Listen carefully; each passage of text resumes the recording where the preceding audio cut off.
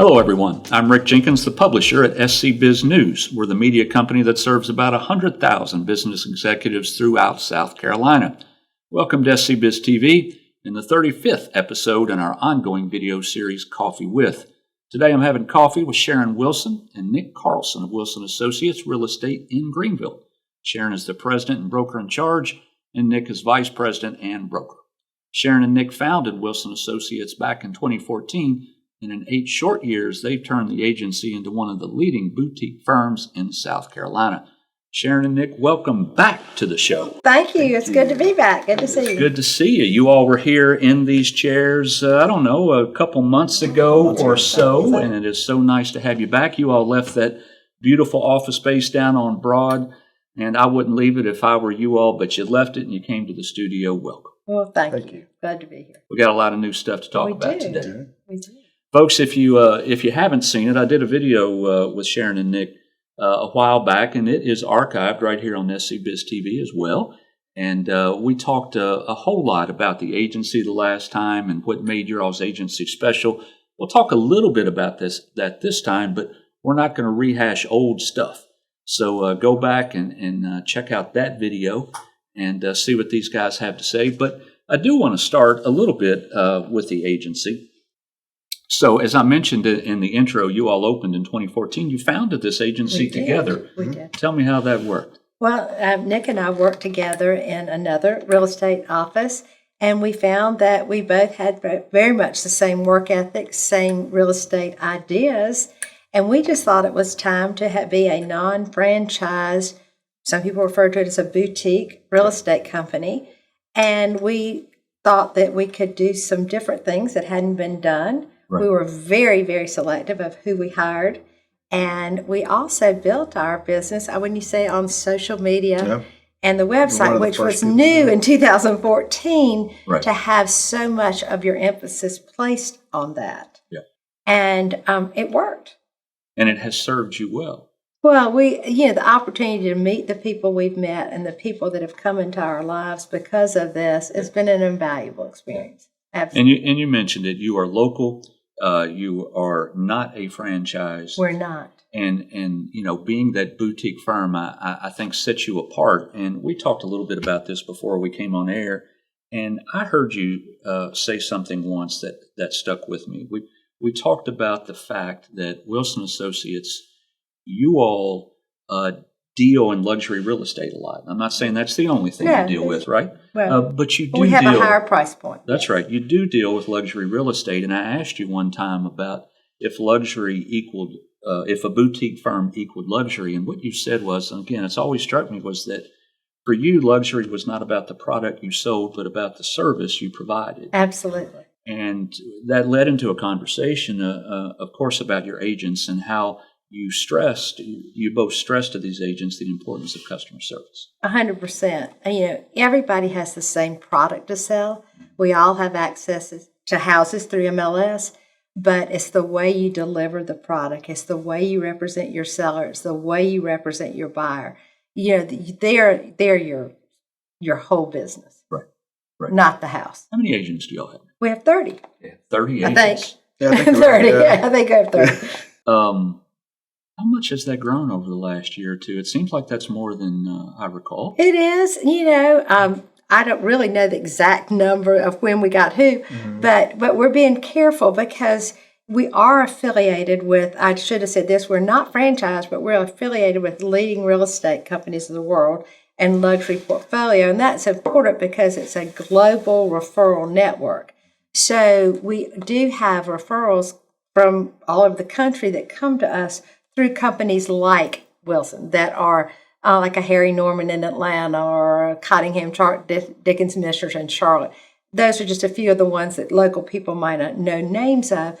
But with the people that we've brought into the business, they know that for Nick and me, the customer service and who they are is way more important than anything else. Before we get into the meat of the conversation, Nick, I do want to talk about one more thing. Here recently, you were inducted as the 2023 president of the Greater Greenville Association of Realtors. Yes. That sounds cool. Tell me about that. It is. We're 3,800 members strong. Yeah. The association, we do a lot of things for our members.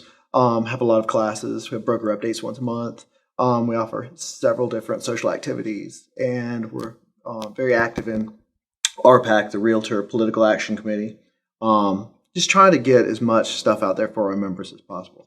You said 3,800 members, but this is the members. Greenville Association. Correct. Greater Is, Greenville. Greater Greenville. Greater Greenville, Association. is that kind of like a Greenville County deal? Yeah, I mean, we Anderson. have our tentacles in other areas too. Yeah. Right. So yeah, and we have some affiliate members who are not in Greenville County. They're in Anderson, Spartanburg, surrounding counties, things like that. Right.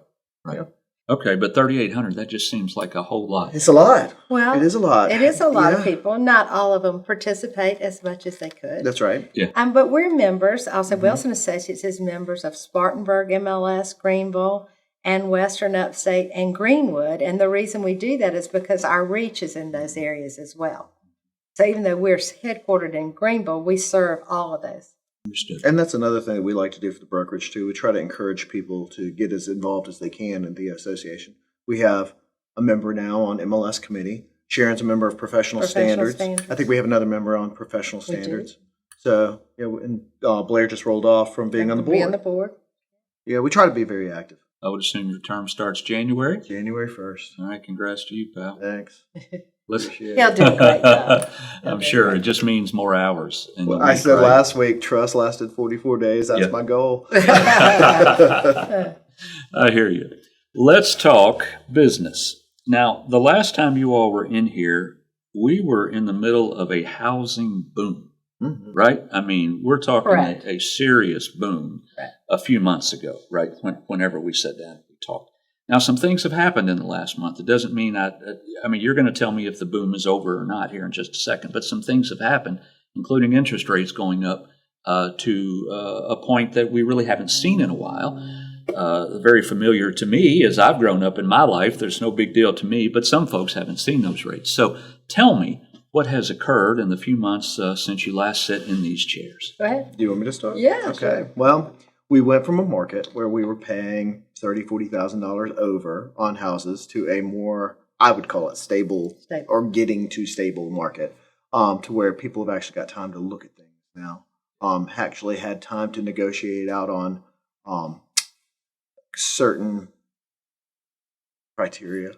Yeah, I mean, I think what we saw during COVID or the pandemic was, multiple offers that hit the market. You had to get up from the dinner table, go run, or you missed the opportunity to represent your buyer in a sale. Yeah. And, it was a crazy time, over list prices. And now, I'm not saying, it's still, I would say, a seller's market. Oh, yeah. It's still Definitely. a seller's market. But the number of inventory has increased. The days on market's minimally increased. But you're getting into what I call a kinder, gentler market. Right. It's Right. just a much nicer market.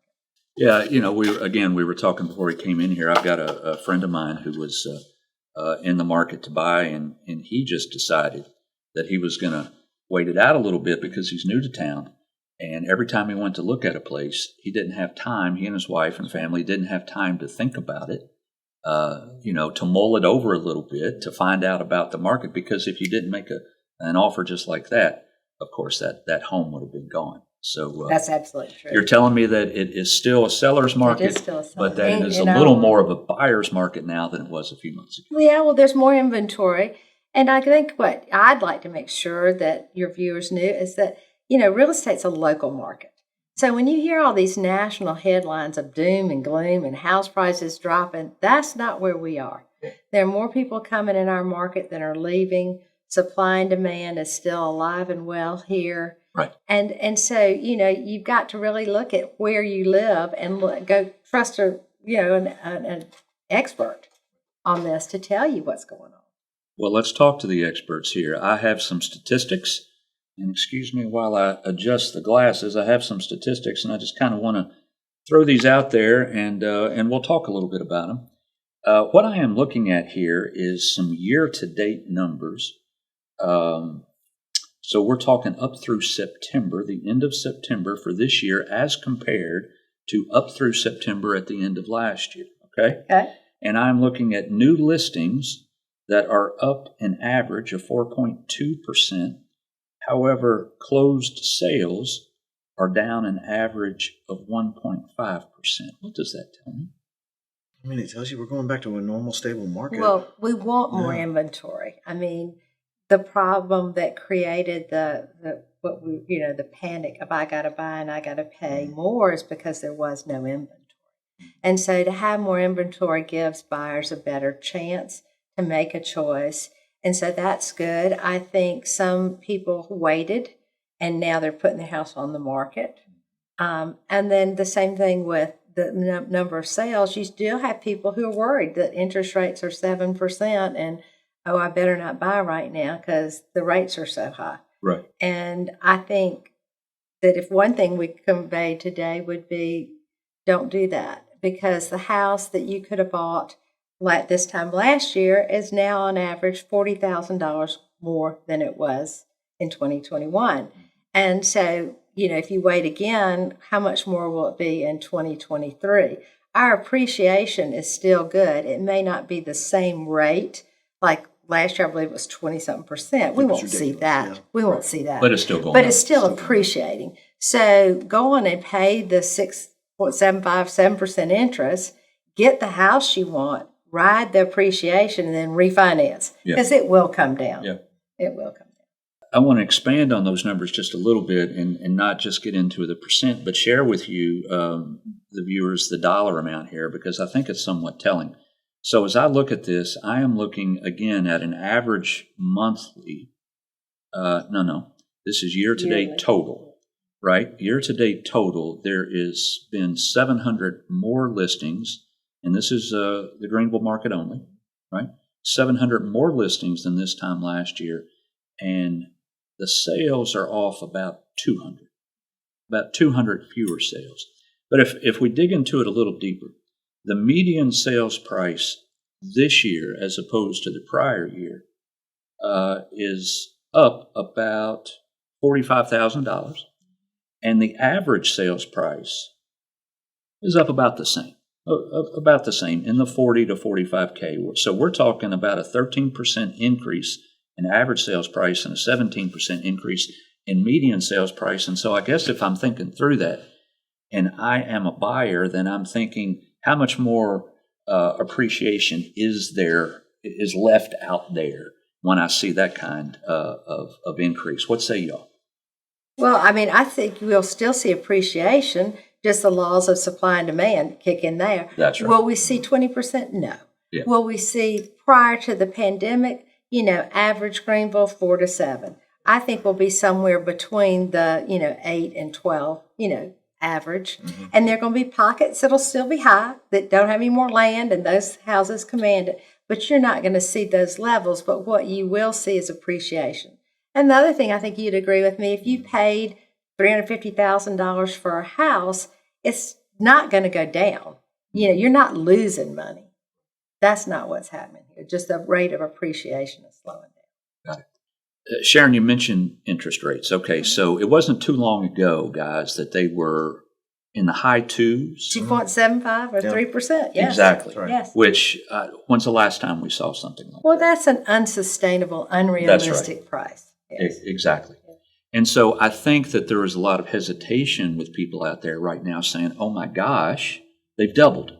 That's right. Which basically that's and what has happened. And they do say that. We hear it daily. Right. Yes. They've doubled. They have. I just need to back up.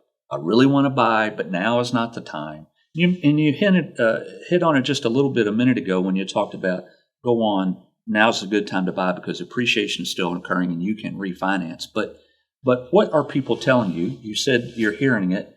What are they saying? Well, that is, I do think there's buyer hesitation because we got so used to these unbelievable, unsustainable low interest rates. Where if you were there and you got them, good for you, right? And be happy that you did. But also think about if you're renting a house, renting an apartment or condo or house right now, you're paying 100% interest. Mm-hmm. Absolutely, look at it that way. The other way to look at it is, okay, say you're only going to be in Greenville 3 to 5 years, which a lot of people, when they buy a house, they tell us that. Or life changes, they have more children or health issues, they go up or down in size of house. Well, how many times did you refinance to get to that 3% or that 2.75? We weren't always there. Which cost you every time you do that. Correct, but that's what can happen again. So if you're at the 7%, you can refinance down, or you can start out with an adjustable rate loan or a 2-1 buy down. There are ways to get the rate lower so that you can have a lower house payment. What is the rate right now for someone with excellent credit? I'm assuming in the 6-8 range. Right. Mm-hmm. So I would say 6.75 to 7. Yeah, somewhere around there. Yeah. Right. And what if you get a variable rate? What are those looking like today? Depends on how long you're getting them, but you can get them down at 4 in the 4s. Right. Yeah, I've seen them hovering around 5. Yeah. Somewhere around there. But going back to interest rates, what we were talking about before was these people who were paying $30,000 and $40,000 more on their houses back in the springtime. I mean, there was the money that you were going to spend on your interest rate right there. Mm-hmm. So now that we've got an uptick in inventory, at least it's a level playing field for some of these people. They can pick and choose what they want. Well, let's look at a crystal ball, folks. Okay. A whole lot changed in 2 months, and I doubt it's going to change that much more in the next 2 months. I just don't know how you can continue to change that quickly. But what does it look like, Jill? What do you think? If we're back here in these chairs a year from now, what do you think? I think we're going to all feel very good about living in Greenville, South Carolina. Well, that's always going to be the case, I think. I think that's number one. I think that barring some world event, we're probably going to stay pretty close. You know, we may see things go up, and this is crystal ball talk. Right. We may see things go up to 8, 8.5, but I don't see us really running. It's too stable an economy in so many other parts of when we look at housing. And so then we'll start coming back down. And, how long will that take us? Will it be a year? Will it be 2? I don't know that. Yeah. But I can tell you it's not doom and gloom. It is not. I think you'll see the amount of houses will increase, the number of inventory, so to speak, on the market as we go back to a more balanced buyer-seller market. Or at least that's our hope. We've had a series that we've been going through in our sales meetings called Getting Back to Normal. And I think that everybody's just forgotten what normal looks like. And we have agents who started, a couple of our newer agents who started selling during the pandemic.